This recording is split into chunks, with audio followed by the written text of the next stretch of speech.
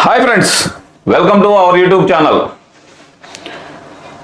ఉద్దానం వెళ్ళిన జగన్మోహన్ రెడ్డి అక్కడ మాట్లాడిన దాంట్లో ఒక చిన్న పాయింట్ అయితే చాలా వండర్ఫుల్గా చెప్పాడు. దాని గురించి ఒక్కసారి మనం మాట్లాడుకుందాం. ఒకసారి ఏం మాట్లాడాడో విందాం.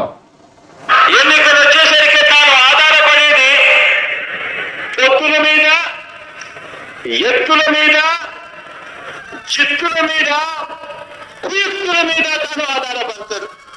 ఏంది జగన్ రెడ్డి, నీ గురించి ఎంత క్లారిటీగా నువ్వే చెప్పుకుంటున్నావు, ఇంత క్లియర్గా నువ్వే చెప్పుకుంటున్నావు. ఏంది పొత్తుల మీద అన్నావు, నీకు రహస్యంగా పొత్తు పెట్టుకున్నావు బీజేపీ తోటి, దాని సంగతి కాసేపు పక్కన పెడదాం.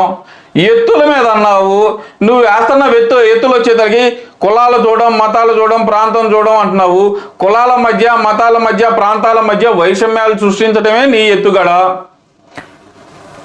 ఎత్తులు జిత్తులు అంటే కనుక రెండు చెబుతా, నువ్వు చేసిన జిమ్మిక్కులు చెబుతా. ఏంటో చెప్పమంటావు జగన్ రెడ్డి? వైజాగ్ ఎయిర్పోర్ట్లో కోడి కత్తితో మొదటి జిత్తు ప్లాన్ చేసావు. అది ఎక్కువగా జనాల్లోకి వెళ్ళలేకపోయింది. పాపం ఎంతో కొంత కష్టపడినా సరే జనాల్లో పెద్ద రిసీవ్ చేసుకోవాలా.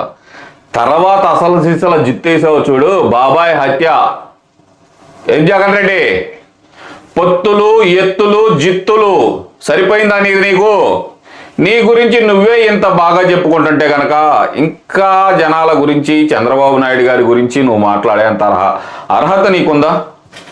ఆయనకైతే కనుక జిత్తులు చేయాల్సిన అవసరం లేదు, ఎత్తులు వేయాల్సిన. రాజకీయ పరంగా ఎత్తుగడలు ఎవరైనా వేస్తారు.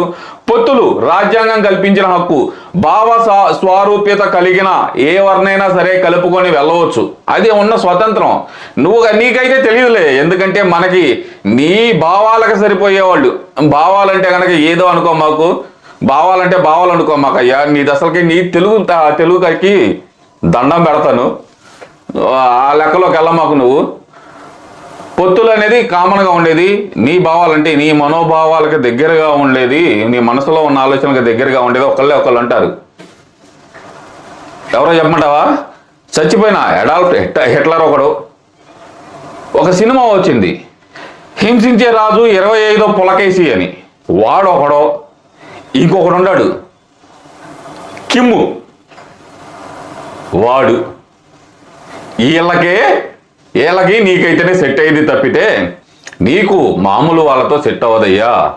జగన్ రెడ్డి, దయచేసి నీ గురించి నువ్వు ఇప్పటికే నిజాలు ఒప్పుకుంటున్నావు కాబట్టి ఇదే నిజాన్ని ప్రజల్లోకి చెప్పు. 2019లో నేను గెలవడానికి వేసిన ఎత్తులు ఇవి, నేను పెట్టుకున్న పొత్తులు ఇవి, నేను పొడిపించుకున్న జిత్తులు ఇవి అని ఆ చెప్పే దమ్ముందా?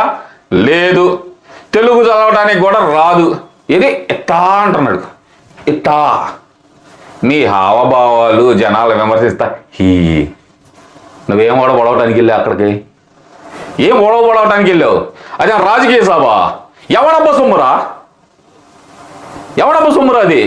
మా సొమ్ముతోటి, మేము కట్టే ట్యాక్సులతోటి ప్రజలను ఉద్ధరిస్తానని చెప్పి అక్కడ సభలు పెట్టుకొని నేను రాజకీయాలు మాట్లాడమన్నారంటరా?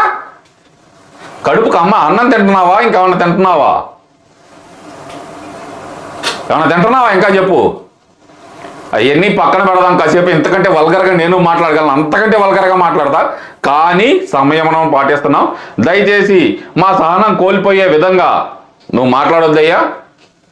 తగ్గించుకో, ఆవేశం తగ్గించుకో.